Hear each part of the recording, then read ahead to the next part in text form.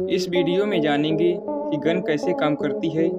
Gun के कई प्रकार होते हैं, लेकिन सभी गन एक ही सिद्धांत पर काम करती हैं। जैसे फुली ऑटोमेटिक गन जो लगातार फायर करती है, सेमी ऑटोमेटिक गन जिसमें एक बार अगर ट्रिगर दबाया जाता है तो एक ही राउंड फायर होती है। यह 9mm की सेमी ऑटोमेटिक पिस्तौल है। इस वीडियो में हम सेमी ऑटोमेटिक गन या पिस्तौल कैसे काम करती है जानेंगे। यह एक कारतूस है जिसे आप सब जानते हैं। इसको मैगजीन में लोड किया जाता है।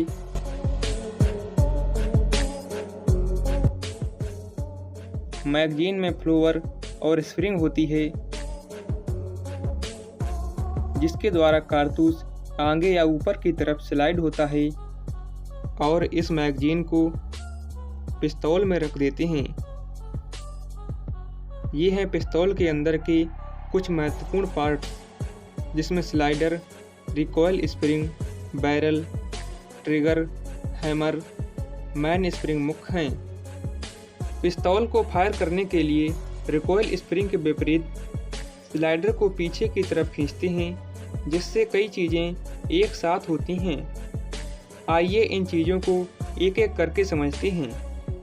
स्लाइडर खींचने से हैमर पीछे आता है। यह हैमर स्टड के द्वारा मैन स्प्रिंग से जुड़ा होता है, जिससे मैन स्प्रिंग नीचे की ओर दब जाती है। पिस्तौल को कंट्रोल करने के लिए एक सीयर लगा होता है। जब स्लाइडर पीछे जाता है तब सीयर लीफ स्प्रिंग से हैमर से इंगेज हो जाता है, जो हैमर को वापस जाने से रोकता है। स्लाइडर को छोड़ने पर रिकॉयल स्प्रिंग की वजह से स्लाइडर पुनः अपनी पहले की स्थिति में आ जाता है। सीयर की वजह से हैमर अपनी जगह पर ही बना रहता है। इस प्रोसेस को कोकिंग कहते हैं। जब स्लाइडर पीछे आता है तब यह प्रोजेक्शन बैरल को पीछे ढकेलता है, जिससे बैरल थोड़ा नीचे की ओर हो जाता है, जिसकी वजह से बैरल में कारतूस आसानी से लोड हो जाता है। जब स्लाइडर वापस होता है तो वह अपने साथ एक कारतूस लाता है, जिसके बाद वह बैरल को अपनी पहले की स्थिति में पहुंचा देता है। कारतूस का पिछला हिस्सा एक्सट्रैक्टर में फंस जाता है, जो स्लाइडर से जुड़ा होता है। अब पिस्तौल फायर करने को तैयार है। जब ट्रिगर दबाते हैं तब सीयर डिस्कनेक्टर के द्वारा ढकेल दिया जाता है, जिससे यह हैमर से डिसएंगेज हो जाता है, जिससे हैमर फ्री होकर फायरिंग पिन से जा टकराता है, जिससे फायरिंग पिन कारतूस के प्राइमर पर स्ट्राइक करता है। प्राइमर में इम्पैक्ट सेंसिंग एक्सक्लूसिव होता है। फायरिंग पिन के टकराने से गन में स्थित पाउडर जलने लगता है, जिससे बहुत हाई प्रेशर गैसें उत्पन्न होती हैं,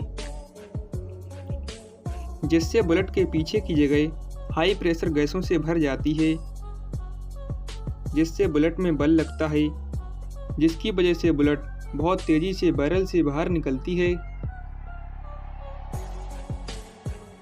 बुलेट के बाहर आने के साथ ये गैसें वायुमंडल में चली जाती हैं।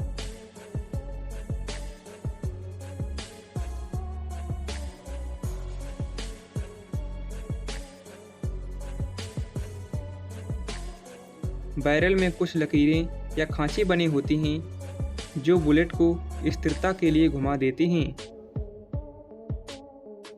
बुलेट की कुछ एनर्जी स्लाइडर को पीछे ढकेलने में इस्तेमाल हो जाती है।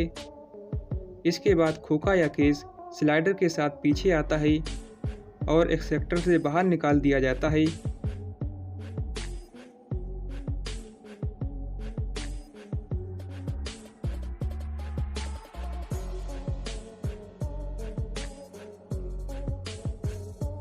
इसके साथ ही स्लाइडर पीछे जाने पर बंदूक को फिर से लोड कर देता है। इसके बाद दूसरा फायर किया जा सकता है।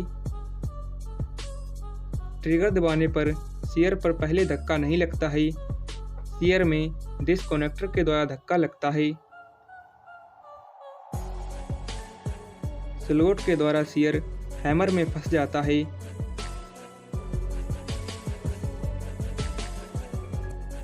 इसके बाद बंदूक से दोबारा फायर होती है। तो ये था पूरा प्रोसेस, बंदूक कैसे काम करती है।